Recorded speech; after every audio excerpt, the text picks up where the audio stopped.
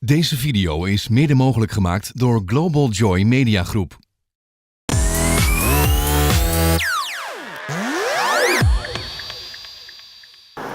Here's something we were doing for the Toronto Globe and Mail. Their goal on the internet site was to get people to look at the advertising. And the advertising is all on the far right side. And it's as if people knew exactly where they could go up to, where the line was, and they're not going to go any farther. They're not going to cross that fence line. So my recommendation to the newspaper was, you're going to have to mix it up.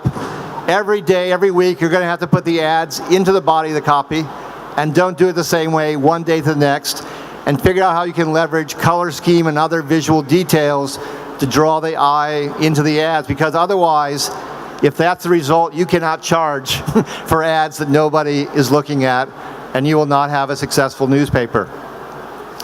Speaking of using the sensory, this is one of my favorite examples of outdoor. I think it's brilliant. You take the skateboarder, you give him a skateboard. If we say in advertising that I need someone to see my logo maybe 5, 6, 7 times, how many times is this teenage boy going to see that logo as he rides over it in the next 2 hours while he's in the park? Over and over and over, and he's going to associate your brand in a positive way because you gave him the skateboard. And he has to pay attention because otherwise he's going to fall off the skateboard. And one more thing, it plays to a teenager's sense of rebellion. I get to skate over the logo. I get to grind it under my heel even while it's giving me the goods. I think it's brilliant. Faces. Faces are so important that here's the most famous face in the world, and you probably can't pick up something about it. One of these two faces is screwy. One of these two faces doesn't work. And it's the one, obviously, on the left. Why couldn't you read it so easily when it was upside down, besides the fact it was upside down? It's because there's a part of the brain that's devoted to reading other people's faces. The most basic question in life is friend or foe. And there's a part of the brain that reads faces that is 8 times more sensitive than the part of the brain that reads objects. So when you see Mona Lisa's face upside down, you see it as an object. When you see it upside right, you see it as a face. And we have tested advertising where the only thing that changes is the casting. The offer is the same, the price is the same, color scheme, layout, everything is the same except for the person. And there's a 30% difference in the appeal response. That's how important the casting is, because we buy from people we like, people we trust, people who have stage presence. Here's something we did for Best Buy in America. It's using eye tracking, and what you're going to see is the oranges and reds is where the people's eyes are looking, and they are always looking at the people in the advertisement, almost always. Now that seems like a good thing, except that this is an unbranded TV spot. They have their logo on the lapel of the employees, they have it in the background, and for most of this commercial, nobody ever notices. And that might not be so bad, except that Best Buy's color scheme is almost identical to the one for Walmart, which also sells TV sets. So it doesn't work. Now, this is the female eye tracking. I should tell you that we also had a male eye tracking, and there is one point where some cleavage is showing. And guess what? The guy's eyes went a different place, which is the moment some people on my staff said, guess what? I believe eye tracking now. So, let me switch over to a next topic, dialogue and how important it is. Oh, Jeremy, my Jeremy from Laramie. Oh, dude, I'm really not in the mood for the singer-songwriter stuff. Let's go somewhere else. Can't. I just paid for internet here, so we can't leave now. You know, with high-speed internet from AT&T, you can get free access to thousands of Wi-Fi hotspots. So you don't have to pay. When the music sucks, you can get up and leave. She's not that bad. Jeremy, Laramie, Jeremy, I'm growing more hair on me. Let's run for mayor. I'm out of here. It's easy to beat cable with AT&T. Get free access to the nation's largest Wi-Fi network when you sign up for high-speed internet from AT&T. So I cut it off because there is no emotional data in the last third of this radio commercial.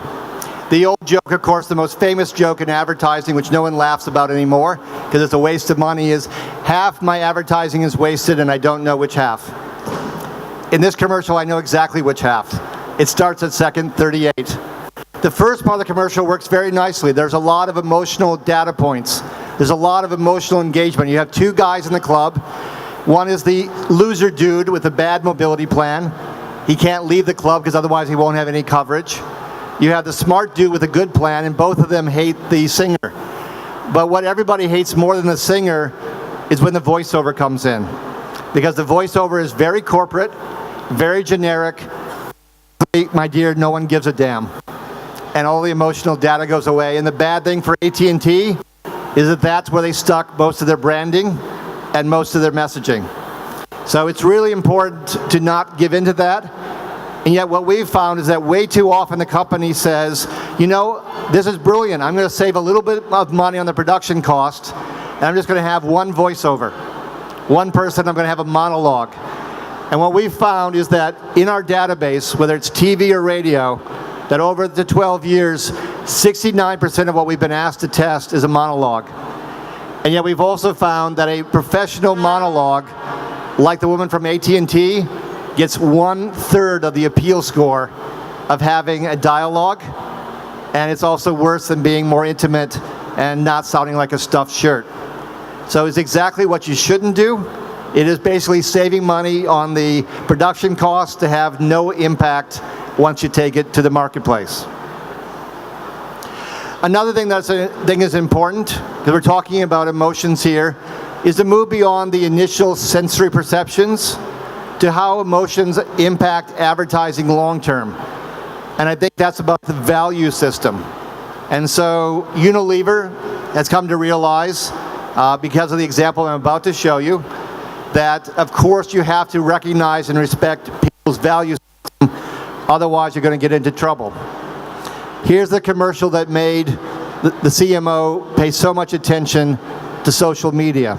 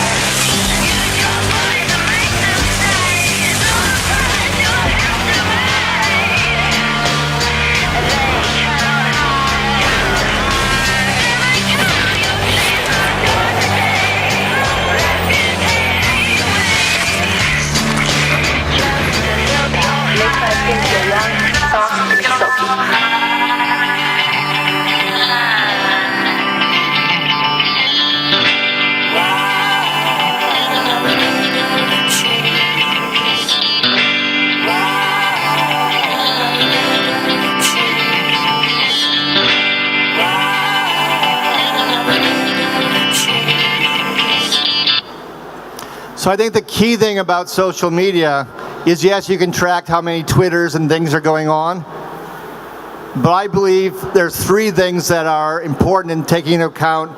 Yes, social media is important, and yes, social media is also somewhat hyped unless you seriously take into account these three factors. One, it's going to tilt younger.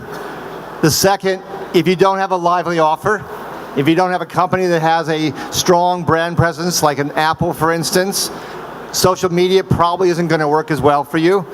And the third one, as we just saw with the Greenpeace element, is that, of course, it gives you lots of opportunities for people to flame you, to go negative. If you look at people's core emotions, there are 6 that go across cultures. And quite honestly, only one of them, happiness, is a positive.